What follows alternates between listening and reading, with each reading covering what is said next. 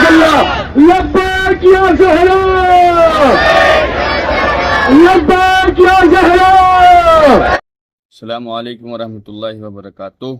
جیسا کہ آپ کے تمام کے علم کے اندر ہے کہ ہر سال انہدام جنت البقیع کے عنوان سے ہر شہر میں، ہر ملک کے اندر احتجاجی جلوس نکالا جاتا تھا۔ ہر سال کی طرح اس سال بھی شہر ممرہ کے اندر سوہانہ کمپاؤنڈ سے متل گراؤنڈ قبرستان تک کل سنڈے 6 اپریل کو شام یہ جلوس نکالا جائے گا۔